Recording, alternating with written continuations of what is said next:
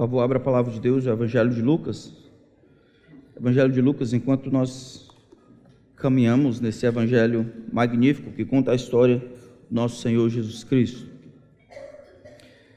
Depois de nós caminharmos já perto do fim, nós resolvemos voltar um pouco e olharmos os personagens chamados de coadjuvantes. Eles são coadjuvantes porque o Evangelho diz respeito a Jesus, sua obra, seu ministério, seu caráter, mas eles de alguma forma trabalham, eles ajudam, eles contribuem para a compreensão de quem é Jesus. Então, mesmo no início do ministério, os primeiros 2 capítulos, nós vamos ver testemunhos de várias pessoas, ajudando na compreensão de quem é Jesus, de quem é o filho de Maria, de quem é este que é anunciado pelos anjos e deve então cumprir a missão que Deus havia dado para ele. O Evangelho é a boa notícia de que Deus em Cristo salva o pecador. Salva o pecador de quê? Salva o pecador da ira vindoura, salva o pecador do inferno, que é o que o homem merece por causa dos seus pecados, por causa dos nossos pecados.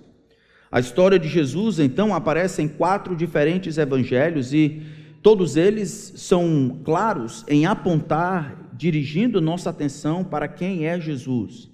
Mas eles foram seletivos nas suas informações, todos eles foram escritos para determinados públicos, e de acordo com o público a quem foi endereçado o seu evangelho, eles foram seletivos em determinadas informações que tinham sobre Cristo.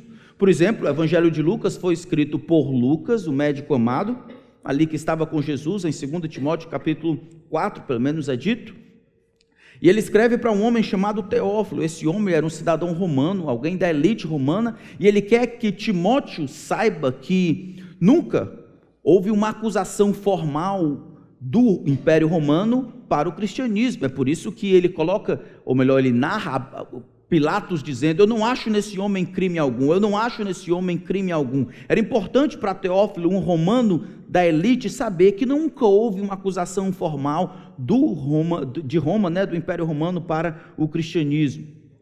O desejo de Lucas é, como ele declara no capítulo 1, versículo 4, Lucas foi escrito como um relato ordenado dos fatos das coisas que aconteceram, conforme testemunhas oculares. Por isso que ele volta mesmo para antes do nascimento de Jesus, a primeira visita do anjo Gabriel a Isabel e Zacarias, mesmo antes. Testemunhas oculares são ouvidas, todos esses que viram, que participaram daqueles primeiros eventos, todos eles vão ter voz e vez para falar, demonstrando que Jesus é tudo que afirmou ser, que Jesus é o prometido que deveria vir ao mundo, o ungido.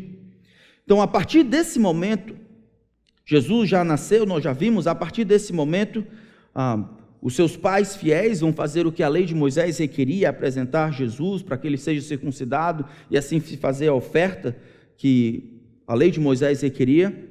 E aí nós vimos no capítulo 2, no versículo 25, que este homem, este ancião Simeão, que aguardava a redenção de Israel, vai profetizar dizendo: agora, Senhor, com um senso de grande satisfação, agora pode despedir em paz o teu servo. Minha alma está plena, a minha alma está satisfeita, está cheia, eu não tenho mais nada que poderia ser me dado alegria e satisfação aqui, pode despedir em paz o teu servo.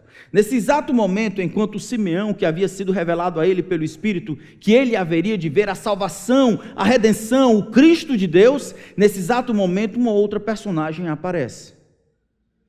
Essa outra personagem é também uma anciã. A profetisa Ana aparece nos versículos 36 até o versículo 38. Nós já sabemos sobre ela exatamente aqui. Cumpre-se nela a mesma coisa que foi dito para Simeão. Não sabemos nada antes e nada depois. Nada for anunciado a respeito dela, senão aquilo que está colocado aqui. Mas ela equilibra Simeão. Simeão, um homem que havia sido revelado pelo Espírito que veria a salvação de Deus. Ana, uma mulher que, a despeito de tudo que o mundo considerava como motivo de saciedade e razão para louvar ao Senhor, ela antecipava e vivia na expectativa do que Deus poderia dar para ela. Ana, na verdade, nos ensina como aproveitar bem as coisas que nós não temos. Ana nos ensina como aproveitar bem as coisas que nós não temos. Porque quando comparamos a vida de Ana e a maneira como Ana vivia e as limitações e restrições que Ana tinha à luz daquela sociedade e à luz da nossa, e a resposta que ela tinha à visita que ela recebeu do próprio Senhor, nós deveríamos corar de vergonha. Ana nos ensina a aproveitar bem as coisas que nós não temos. Então vamos fazer a leitura desse texto fabuloso da palavra de Deus. São apenas três versículos. Havia uma profetisa, Lucas capítulo 2, verso 36. Havia uma profetisa chamada Ana, filha de Fanuel, da tribo de Azer. Ela era bem idosa, tendo vivido com o marido 7 anos, desde que tinha se casado. Agora era viúva de 84 anos. Ela não deixava o templo, mas adorava noite e dia com jejuns e oração. E chegando naquela hora, dava graças a Deus e falava a respeito do menino a todos os que esperavam a redenção de Israel. Jerusalém. Vamos orar, pedir que Deus nos ajude a aprender essa preciosa lição. Pai, a Tua palavra está aberta diante de nós e nós temos muitas razões para nos perdermos. Perdemos esse tempo, mantendo o nosso coração e a nossa cabeça em outros lugares. Eu sei que o inimigo das nossas almas trama e trabalha com suas flechas inflamadas para não permitir que esta palavra desça ao coração do meu e dos meus irmãos. Eu peço que nos ensine, Senhor, e nos dê capacidade de aprendermos essa lição contracultural, sobrenatural, de aproveitarmos as coisas que nós não temos, de respondermos às restrições e às faltas, de uma maneira que glorifique ao Senhor, que coopere para a agenda do Senhor, que coopere para a exaltação de Cristo. A Tua palavra está aberta diante de nós. Nós imploramos que ela não seja apenas um pretexto para aquilo que o homem deseja dizer. Que a Tua palavra, ela seja a linha sobre a qual o nosso pensamento caminha. E pedimos a Ti, Espírito nosso Senhor, que ensine-nos a maneira como devemos viver. O Senhor seja glorificado ao final desse tempo, enquanto nos ensina essas verdades. Em nome de Cristo. Amém. Como aproveitar bem as coisas que eu não tenho. O nosso texto começa, como vimos outras vezes em Simeão, por exemplo, na apresentação do nosso personagem coadjuvante. O texto diz que ela era uma profetisa. A palavra profetisa, essa descrição de profetisa, está em sintonia com outras mulheres do Antigo Testamento que também foram chamadas de profetisa. Tanto a profetisa primeira delas, Miriam, irmã de Moisés, quando eles saem lá do Egito, enquanto ela está lá do lado de fora, ela canta como se fosse uma profecia, louvando ao Senhor. Da mesma forma, Débora, uma juíza de Israel, e também Hulda. Essas três são tidas como profetisas no Antigo Testamento. Para que fique claro o que uma profetisa fazia, é preciso que a gente entenda o que significa um profeta. Normalmente, quando a gente pensa sobre profeta, a gente pensa sobre aquelas pessoas que conseguem prever o futuro, tipo uma mandiná. Mandiná enganadora, outra, alguém que realmente... Tipo o profeta Samuel. Tipo o profeta Samuel, que em 1 Samuel, como nós lemos hoje mais cedo, era um vidente, alguém que prevê o futuro.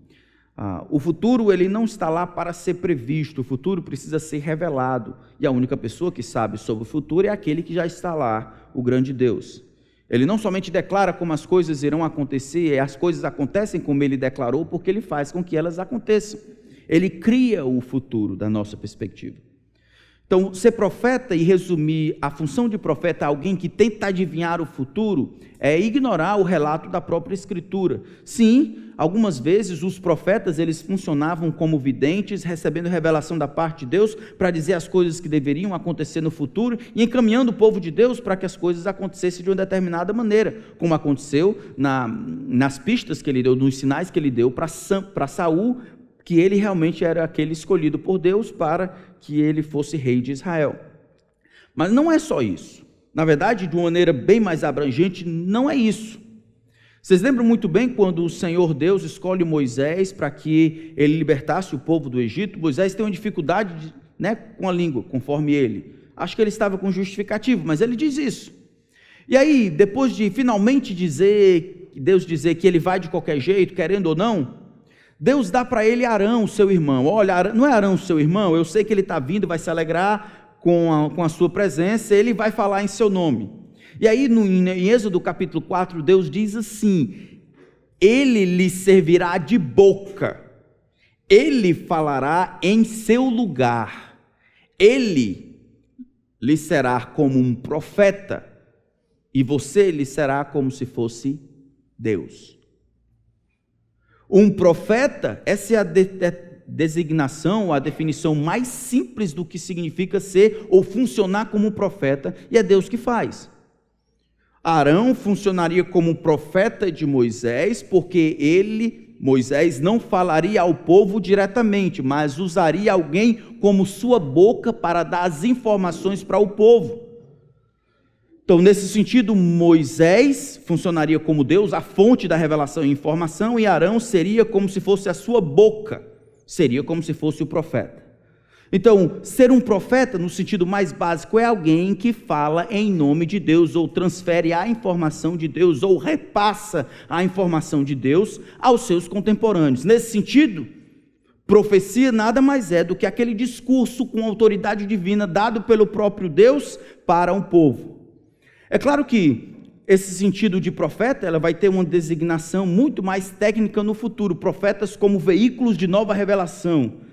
Quando vê o Senhor Jesus Cristo, e assim Deus não precisa mais mostrar nada a respeito de si mesmo, do seu plano e do seu caráter, conforme Hebreus capítulo 1, Jesus, ele expressa com perfeição quem é o próprio Deus, então as funções de evidência dos profetas se perderam.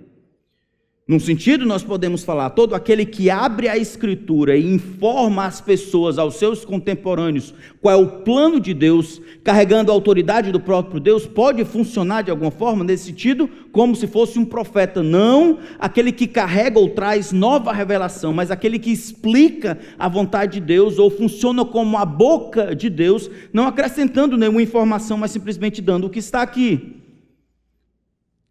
Então é muito mais fácil entender Ana como uma profetisa, não como veículo de uma nova revelação, porque aqui não é dito nada que ela está revelando, mas ela está falando. Essa senhora provavelmente funcionava e era conhecida como alguém que estava ali no templo por muito tempo, proclamando, ensinando, fazendo um trabalho de repasse da informação de Deus, do que Deus iria fazer, do que o povo deveria esperar a respeito de Deus, a redenção, por exemplo, de Jerusalém. Textos importantes do Antigo Testamento falam dessa redenção de Jerusalém, e é provável que ela era uma mestra. Então, no Novo Testamento, as mulheres são chamadas para serem mestras do bem, para informar, por exemplo, no Tito capítulo 2, as jovens recém-casadas, qual é o papel delas de acordo com a vontade de Deus. Áquila e Priscila trabalham juntos para informar, ajudar até Apolo, informando a vontade de Deus.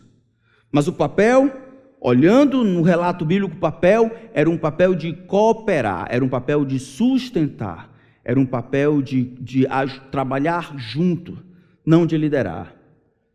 Quando elas funcionam como profetisa liderando, tanto Miriam quanto a própria Débora fazem isso de uma maneira que foi condenada de alguma forma, ou pela ausência dos homens, ou por usurpar uma autoridade, no caso de Miriam.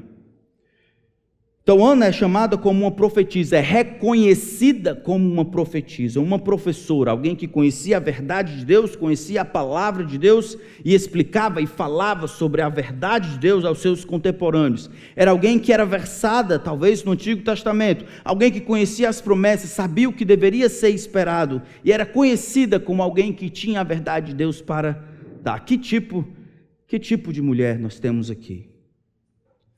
Era uma mulher que as pessoas a conheciam dessa maneira. Não conheciam porque ela era amargurada, não conheciam porque ela era fofoqueira, não conheciam porque ela vivia pedindo, não conheciam porque era uma pessoa triste, não conheciam porque era uma pessoa que vivia moribundo, não conheciam por outras coisas, vivia falando mal do sistema, vivia fazendo motim contra o Império Romano. Era conhecida como alguém, como uma profetisa, uma mulher que conhecia a verdade de Deus e funcionava como a boca de Deus para o povo de Deus. Ela era chamada Ana, a mesma palavra que da Ana, mãe de Samuel. Interessante que as duas aparecem orando, ou com um relacionamento com Deus. Era filha de Fanuel, da tribo de Aser. Aí você pergunta, mas por que, pastor, que colocaram aqui Fanuel, filho de Aser?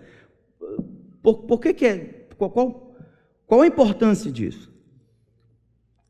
A tribo de Aser era uma tribo do norte. A tribo do norte, ou do reino do norte, o reino de Israel. Sabe quantos reis bons Israel teve? Estou dando aqui a dica. 0. Nenhum prestou. E aí então, por causa dos pecados do rei, corrompendo todo o povo, em 722, o Império Assírio vem e toma e leva cativo as 10 tribos do norte. O reino do norte, leva embora. E algumas pessoas não sabem o que aconteceu. Essa é uma das razões porque existe aquela dificuldade com os samaritanos no Novo Testamento, porque é provável que eles se perderam a genealogia, perderam a sua identidade racial como povo, se perderam no meio da miscigenação das raças quando foram levados cativos.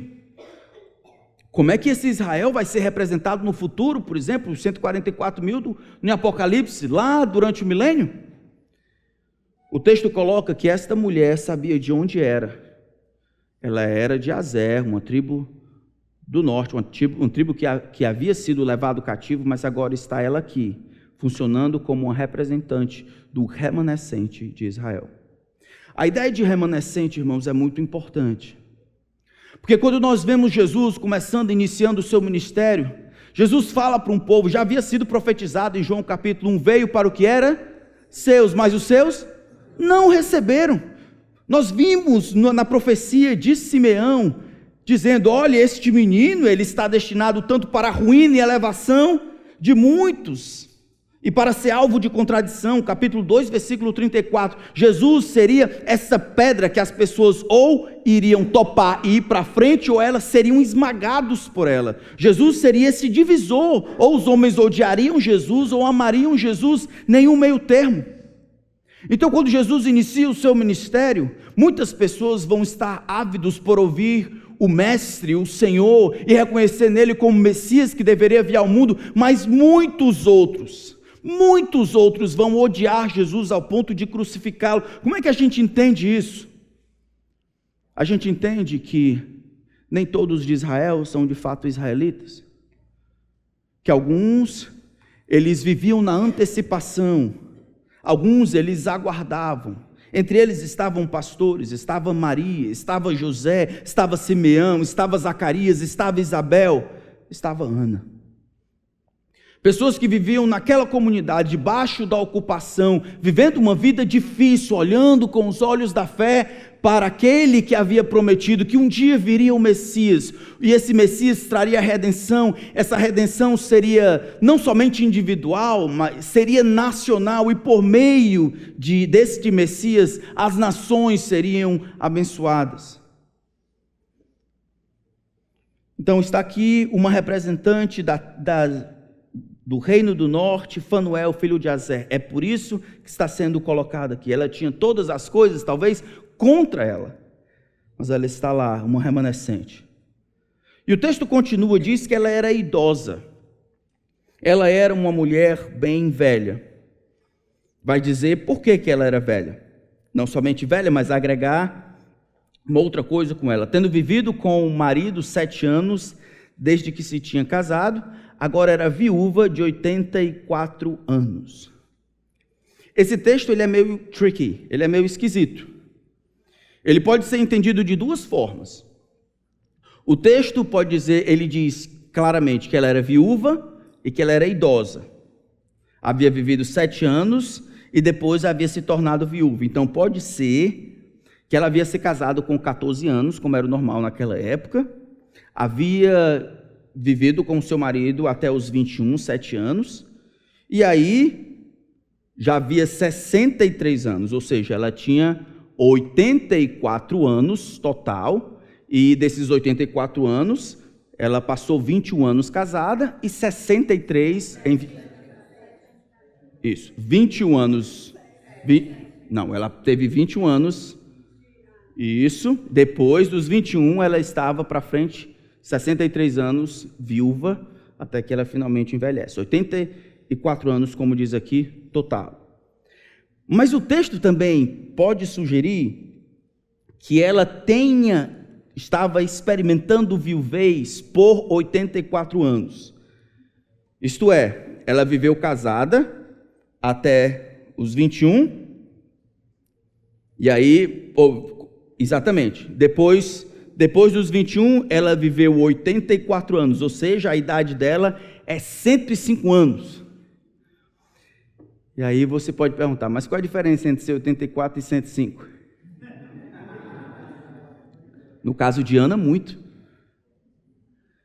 Porque ao contrário do que nós comumente pensamos, mudamos até o termo terceira idade ou a melhor idade, porque infelizmente velhice está associado à restrição, está associado à tristeza, à restrição, à doença,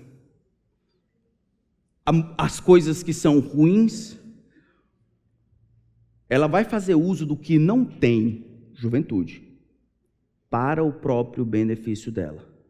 Quanto mais tempo ela viveu, mais tempo ela teve condições para se dedicar às coisas boas, às coisas que realmente são importantes.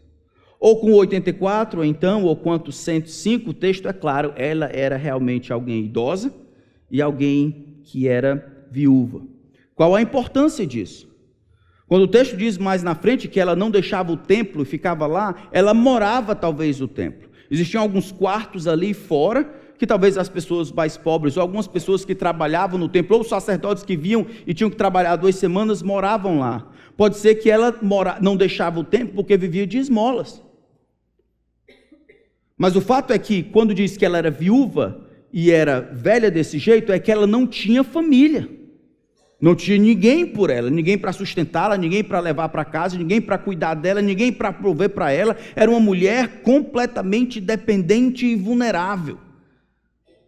Meus irmãos, é preciso que a gente entenda isso, do contrário nós não vamos perceber a lição. Ela nos ensina por meio do seu exemplo a aproveitar as coisas que ela não tinha, as coisas que nos faltam agora, ou nós temos, mas vão nos faltar um dia.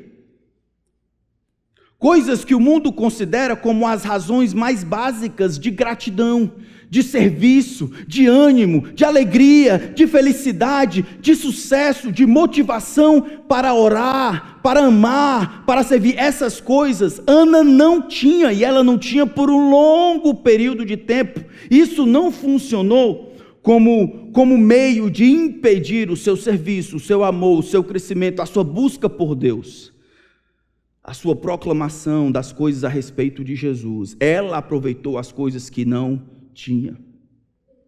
É isso que o Senhor deseja nos ensinar, é isso que Ele tem falado ao meu coração, nos ensinar com o relato de Ana a aproveitar bem as coisas que nós não temos. Em primeiro lugar, Ana não precisa de família para buscar a Deus. O texto é claro, Ana estava sozinha. Ana não tinha ninguém por si, a não ser Deus. Ela havia dedicado 7 anos, por razões que a gente não sabe, ela não havia casado de novo, muito embora era possível esse recasamento para viúvas, era até encorajado. Ela estava provavelmente com 21, 22 ou 20 anos, era alguém que conseguiria casar novamente naquela cultura, ou por decisão dela, ou por decisão dos outros. O fato é que a providência trabalha com isso aqui. Nós encontramos Ana, já velha, sem mudar a sua situação, buscando a Deus. Ana não tinha então família, não tinha um marido que cuidasse. A ideia de viver no templo pode indicar que ninguém estava lá para prover para ela. Ela vivia por meio da oferta ou da ajuda de outras pessoas. Ela não tinha o que normalmente nós encontramos como os subterfúgios para procurar Deus. Ela não tinha. Ela vivia do que os outros davam. E o que me impressiona, isso não parece uma coisa ruim aqui. Não existe uma nota pejorativa. Não existe uma nota de tristeza, não existe aquele aspecto rabugento que algumas vezes está associada à idade mais avançada, aquele senso de ingratidão e de tristeza, algumas vezes alcança aqueles que vão envelhecendo, a ausência de paciência, a reclamação por absolutamente tudo. Ana está crescendo e ela está fazendo exatamente as coisas que são importantes. Ela está agradecendo, ela está orando, ela está jejuando, ela está buscando a Deus. Ela não deixava o templo. Irmãos, ela não tinha família, ela não tinha marido. E isso não é utilizado nem descrito no texto como um elemento de restrição. Funciona no texto como um elemento de libertação. Essa ausência que ela tinha é aproveitada, essa ausência de responsabilidade para com marido e casa, essa ausência de responsabilidade para com filhos, essa ausência de responsabilidade para o trabalho, essa ausência de responsabilidade para outras coisas que normalmente sugam, coisas boas, não necessariamente ruins, mas esse tempo livre, essa ausência de responsabilidade é percebido por ela e utilizado por ela não como uma coisa que me empata, não como uma coisa que me distrai aqui, eu preciso ter, eu preciso procurar por isso, eu preciso ter isso a qualquer custo, do contrário eu não consigo servir, eu não consigo buscar, eu não consigo amar, eu não consigo ser realizado, não consigo ser completo, não consigo ser saciado, eu preciso dessas coisas. Aqui não aparece, Ana usa o que não tem como fator promotor para que ela seja uma das santas desse período, que deve nos fazer corar de vergonha. Ela usa bem as ausências, ela usa bem as coisas que ela não tem, como propulsores para que ela faça o que ela não conseguiria fazer com a ausência dessas coisas. Que compreensão, irmãos. Ela não conseguiria ficar direto no templo como casada. Ela não conseguiria dedicar o tempo de jejum e oração completamente se ela fosse casada, se ela tivesse filhos. Ela teria que dividir a atenção com as outras coisas, as outras responsabilidades. Quando fala de não deixar o templo jejuar e orar, fala de uma busca por comunhão com Deus.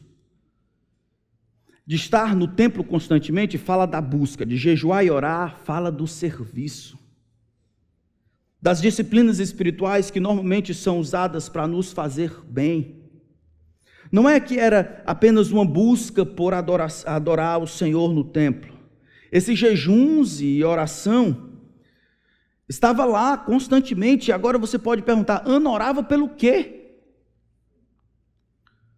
Ana orava pelo quê? Quais eram os elementos que compunham o conteúdo da sua oração? Eu não sei. Mas alguém com todo esse tempo de experiência com Deus, vivendo com Deus esse tempo todo, eu acredito, da maneira como ela responde com a chegada de Messias, que ela não oraria esse tempo todo simplesmente por si. Eu acredito que ela pedia pela redenção de Israel, vivia na antecipação. Vamos jejuar e orar para nos preparar para quando o Messias chegar. Para quando o Senhor retornasse para Israel, orava pelas necessidades das pessoas. Você imagina que ela não era a única mulher pobre naquela época. todas as misérias próprias das pessoas que viviam flagelados, mazelados, leprosos, todos que viviam ali pedintes, ali ao redor do templo, lugar onde as maiores ofertas aconteciam, porque aqueles que eram fariseus e outras pessoas que queriam ganhar crédito com Deus, doavam os seus bens ali para os pobres que ficavam ali para o que davam. Imagine que ela aprendeu a orar, acrescentar na possibilidade que ela tinha tempo para adorar ao Senhor, tempo para pedir muitas coisas. Ela não somente buscava ao Senhor por si mesma, não deixava o templo, o lugar onde a adoração funcionava, o lugar onde as coisas funcionavam, mas ela, com jejuns e orações, buscava abençoar os outros. Aqui é uma pessoa realizando um dos trabalhos mais difíceis, jejum e oração, com consistência e competência. Ela usava a sua solteirice para ser disponível para buscar o Senhor noite e dia. 1 Coríntios 7,34 diz assim: também a mulher, tanto a viúva quanto a virgem, cuida das coisas do Senhor, para ser santa, assim no corpo como no espírito. E aqui tem um alerta para nós, irmãos. Eu sei porque Deus diz que família é uma bênção. Deus instituiu, Ele criou a primeira família, e Ele tem explicitado isso na revelação de que família é uma bênção. Instituída pelo próprio Senhor, abençoada pelo próprio Senhor, mas infelizmente nós somos tão ruins que essas coisas boas dadas por Deus podem nas nossas mãos funcionar rapidamente como ídolos, como competidores. Quando nós procuramos receber dessas coisas o que somente Deus pode nos dar, quando nós achamos que elas prometem determinadas coisas que elas não conseguem entregar, ou seja, um ídolo. Muitos homens, mas principalmente muitas mulheres solteiras pensam sobre o casamento e a criação de filhos, a realização pessoal, que deveria ser encontrada apenas em Cristo. O senso de completude que nada nessa vida pode dar, apenas Cristo.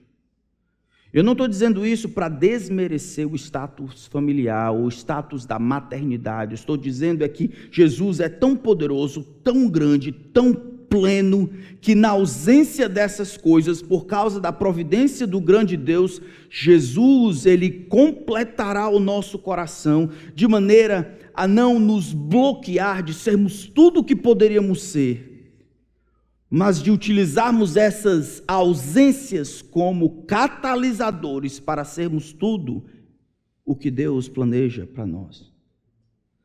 Deus não chamou apenas os casados, não chamou apenas os homens, chamou as mulheres, chamou os solteiros, chamou as solteiras, chamou as mulheres que não podem ter filho, os homens que não podem ter filho, os homens que não vão casar. Deus chamou todo discípulo de Jesus para viver para Ele, para procurar pelas coisas certas. A família, então, quando é criada para satisfazer o nosso coração, ela já começa pelo lado errado. Nada pode nos completar completamente a não ser o Senhor.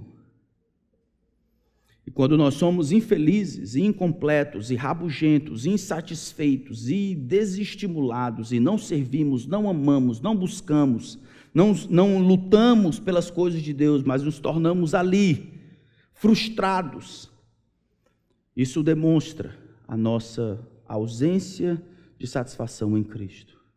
Nenhum solteiro é um crente de segunda categoria. Nenhuma solteira é um crente de segunda categoria. Nenhuma mulher que não pode ter filhos, ou nenhum homem que não pode ter filhos, casado, é um crente de segunda categoria. Nossa posição em Cristo, nossa identidade está em Cristo. Nele não há solteiro, nem casado, nem escravo, nem livre, nem homem, nem mulher.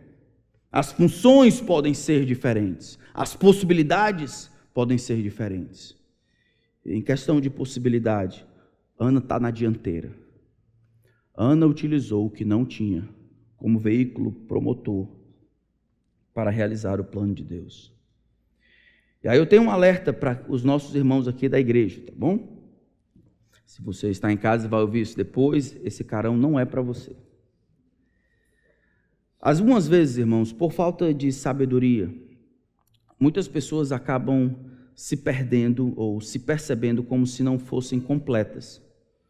Por conta disso, porque não casaram, ou não vão casar, ou não podem ter filhos, ou coisas assim. Não é incomum, depois de 2 ou 3 semanas assim, ou conversas, a gente começar a juntar as pessoas. Vem um casal, olha para cá, e aí diz assim, você daria certo com aquela pessoa ali, você daria certo com aquela pessoa ali.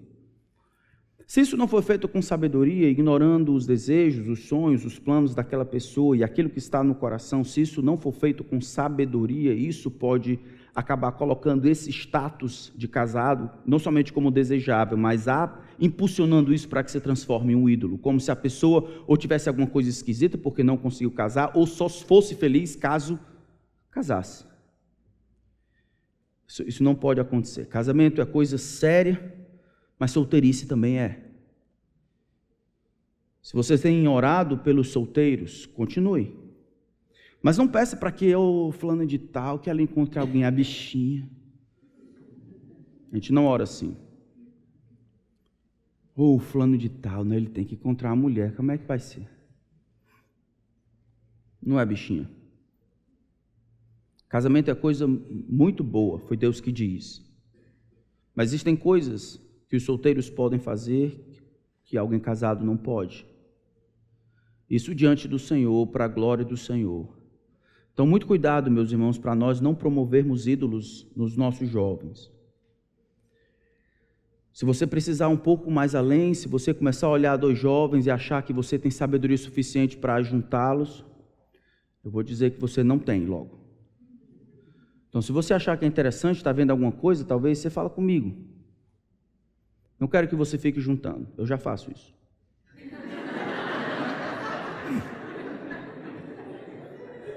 Se você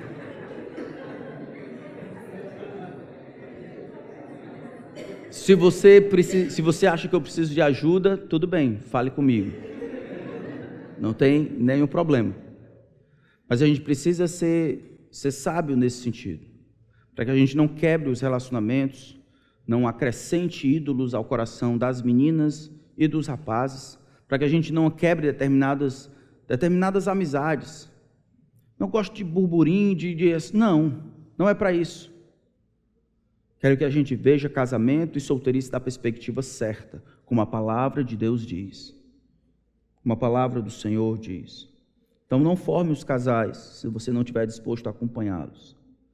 As conversas tolas, às vezes acabam atrapalhando, porque estabelecem algumas vezes que essa é a única maneira de ser feliz. Isso é uma mentira do diabo. Nós nos alegramos no Senhor. Quem se alegra no Senhor? Todos os que conhecem o Senhor. Nossa alegria está no Senhor. Como é que você sabe disso? Eu não sou o primeiro a ensinar sobre essas questões.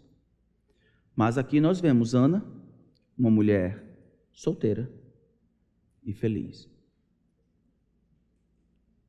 Não é incomum. Eu lembro de uma vez uma professora lá da escola, do seminário ensinando, e aí uma das irmãs havia decidido não casar, e ela diz, fulano de tal, eu sou fulano de tal, sou solteira. Você é solteira? É. Aí ela perguntou, feliz? Ela era solteira. Você é feliz? Solteira? Sim, sou solteira. E feliz? Eu nunca havia visto alguém perguntar dessa maneira. Eu não sabia naquele momento que a falta de casamento algumas vezes era motivo de tristeza, de rancor e de amargura. Mas eu sei que alguns de vocês lutam com isso. Jesus é suficiente para sustentar vocês.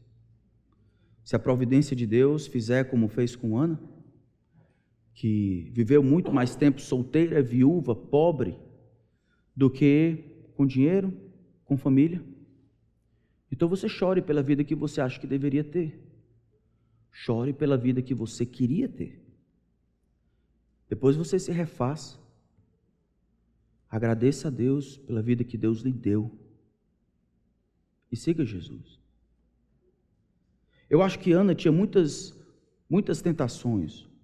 Mas eu não acho que ela tinha uma tentação sobre não compreender a soberania de Deus.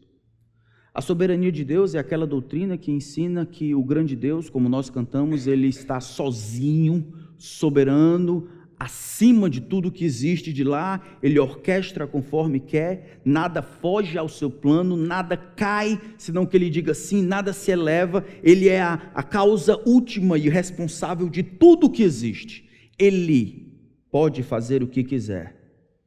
Aquilo que Jó disse: bem sei que tudo podes, e nenhum dos teus planos pode ser frustrado. Mas eu preciso dizer, é muito mais fácil dizer isso do que dizer textos como: foi-me bom passar pela aflição. E cantar o cântico: conta as bênçãos, conta quantas são. A maior dificuldade desses que passam por coisas ou andam na contracultura ou são privados pela providência do Deus soberano de ter coisas que o mundo considera como, e nosso coração considera, coisas até legítimas. Não é a soberania de Deus. No final das contas, eles apontam e responsabilizam Deus por aquela providência. A maior dificuldade, no entanto, é considerar a bondade de Deus. Deus é soberano, é claro que sim. Deus controla todas as coisas, é claro que sim. Quem havia permitido que Ana tivesse casado? Foi Deus. Quem havia tirado a vida do marido de Ana? Quem não trouxe outro? Deus. Quem havia permitido que ela vivesse naquela situação? Deus. Mas isso não era motivo para Ana se afastar de Deus. Noite e dia, Ana estava no templo, com jejuns e orações, clamando ao Senhor, orando ao Senhor. Deus havia tirado as coisas que o mundo considera como veículos de alegria, mas não havia tirado o próprio Deus, e Deus era a causa primária da sua alegria. As esperanças de Ana estavam no Senhor, as esperanças de Ana estavam lançadas em Cristo. Um cântico diz assim: eu vou me lembrar de não me esquecer de tudo que fiz, e sempre acreditar que o que me faltar, Deus já me deu. Eu preciso me lembrar de que aquilo que me falta, Deus já me deu. As esperanças de Ana estavam no Senhor. Para nós, o Senhor diz: não fiquem preocupados de coisa alguma, mas em tudo sejam conhecidas diante de Deus os pedidos de vocês, pela oração e pela súplica, com ações de graças. É uma coisa que salta aqui da vida de Ana. Versículo 38, ele diz: e chegando naquela hora, dava o quê? Graças a Deus. Graças a Deus. Jesus havia chegado, mas o coração de Ana caminhava agradecido, mesmo quando a velhice caminhava, mesmo quando as dificuldades normais da vida, próprias dessa idade, caminhavam, ela mantinha o coração grato. Meus irmãos, é muito fácil nós orarmos e agradecermos pelas coisas que nós temos. As coisas, normalmente gratidão está relacionada pelas coisas que nós recebemos. Recebemos isso, recebemos aquilo, recebemos um presente. Mas a nossa gratidão precisa estar vinculada a Deus de tal forma que nós agradecemos pelas coisas que Ele nos deu e agradecemos pelas coisas que Ele não nos deu. Agradecemos pelas coisas que eu pedi e Ele me deu. Agradecemos pelas coisas que eu pedi e Ele disse que não vai dar. Nós agradecemos em tudo. Ele diz: as coisas que são preocupantes para vocês sejam conhecidas diante de Deus. Ore, peça, suplique, mas tudo com ações de graças. Nós deveríamos agradecer pelas coisas que nós não temos, porque não temos. Não temos as coisas porque Deus de alguma forma decidiu não nos dar. Ana era alguém solteira e feliz. O texto então termina dizendo, no versículo 38, naquela mesma hora. Que hora? Acho isso aqui fantástico. Que hora era essa? A hora em que ela vê Simeão falando essas coisas do menino. Lembra que Simeão não conhecia Maria, não conhecia José, ele é guiado pelo Espírito Santo ao templo, chega lá, então o Espírito Santo revela que aquele é o Messias prometido, ele pega o menino nos braços e diz: agora, Senhor, pode despedir em paz o teu servo, segundo a tua palavra, porque os meus olhos já viram a tua salvação, a qual preparaste diante de todos os povos, luz para a revelação dos gentios e para a glória do teu povo Israel. Naquela mesma hora, é isso que o texto, naquela mesma hora, é provável que Ana estivesse ouvindo, é provável que Simeão conhecesse Ana, porque ela não deixava o templo, desde os 21 anos de idade, estava no templo constantemente. Eu fico imaginando, só conjectura, enquanto ele adora ao Senhor e diz: esse é o menino, Ana, vem cá, é esse o menino que a gente tem orado, esse aqui é o menino, a salvação de Israel finalmente chegou, é aqui, é esse menino, porque o conteúdo daquilo que ela vai falar se refere ao menino. O verso 38 diz: dava graça a Deus e falava a respeito do menino a todos que esperavam a redenção de Jerusalém. O quadro, a moldura desse texto aqui está em Isaías capítulo 59, irmãos, quando descreve, 52, versículo 9, quando descreve a vinda do Senhor para trazer restauração. Tanto Simeão descreve como sendo essa, não só revelação, essa consolação de Israel no versículo 25, como ela no versículo 38 descreve como redenção. Os dois termos aqui aparecem em Isaías capítulo 52, versículo 9. Eles estão falando a mesma língua, antecipando o mesmo movimento da parte de Deus, que o Messias viria e com ele traria redenção, consolação para Israel e por meio de Israel para o mundo. Nessa mesma hora, ela escuta, provavelmente Simeão, recitar o Nunc Dimittis. E ela fala a respeito do menino para os outros. As dificuldades próprias dessa idade não haviam tolhido ela. Era uma mulher terminando a vida, talvez, ainda em serviço, falando para os outros a respeito do menino. Ei, este é o menino. Que testemunho seria? Quando as pessoas da velha guarda, os mais velhos, a tendência que tem é se ficarem reclusos e pararem de servir e não fazerem absolutamente nada, vão se isolar, agora é a vez de outros. Ana, Simeão, Zacarias, Isabel, todos aparecem como esses homens e mulheres, sabendo o que é importante na vida, gastando os seus dias e a sua energia com aquilo que é importante. Onde é que estão as Anas daqui? Esse é o tipo de velhice que eu gostaria de ter. Eu não gostaria de morrer ou ser levado, vivendo numa aposentadoria, indo para a igreja uma vez por semana, mas orando, jejuando, aproveitando o tempo que eu tenho, toda a energia. Eu preferiria morrer dormindo no volante, fazendo uma viagem missionária, me estabacando em algum canto, do que simplesmente dormindo tranquilo. Não tem valor diante de Deus aquele descanso, aquela falta de alegria, aquele recluso onde eu pego todo o tempo e penso simplesmente em mim. Aqui Ana nos mostra que essas restrições tinham ajudado a ela a concentrar nas coisas certas. Ana não fala dela. Ana fala do Senhor aos que aguardavam a redenção de Jerusalém. Não muito tempo atrás, essas mulheres ainda existem, não muito tempo atrás, eu fui para uma reunião lá na Outra América, de um ministério de homens e mulheres idosos, chamado XYZ, ainda tem, XYZ, e eu lembro, levei minha família, começamos a conversar com eles lá, depois de um tempo, eu me afastei aqui um pouco, e eu lembro do tipo de conversa que eles tinham. Ei, como é que está o João? Rapaz, o João está com câncer de próstata. É mesmo, a minha está controlada, o outro dizia. Quais são os planos para essa semana? Rapaz, eu vou visitar o endocrinologista na sexta. É mesmo? Mas domingo deve começar o tratamento de colonoscopia na segunda. O que mantém eles conversando era as dificuldades, os impedimentos próprios daquela idade. Ana, parece que não aparece. Como assim? Essas coisas devem ser compartilhadas, nós devemos pedir oração, mas a vida deve ser mais do que isso, não? Pelo menos para nós. Eu lembro de duas mulheres que, mesmo mais velhas, toparam a ideia de plantar uma igreja.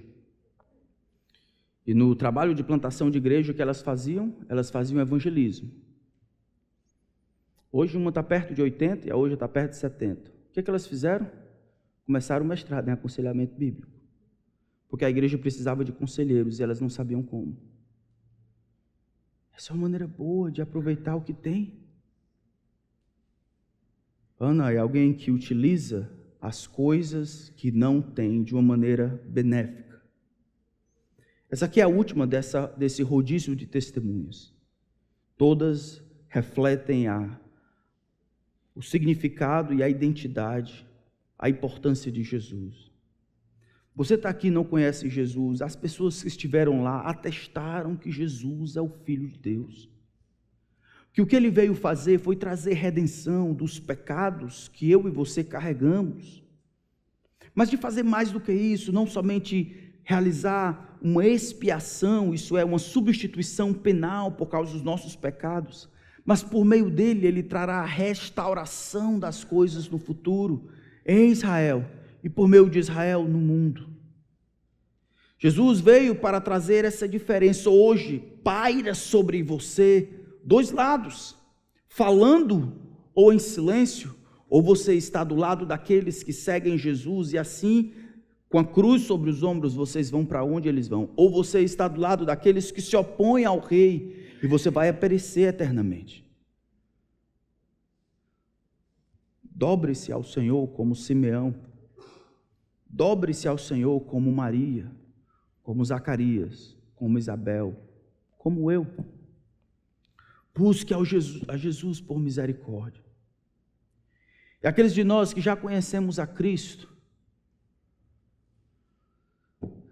alguns dizem, eu vou esperar ficar velho para poder começar a servir.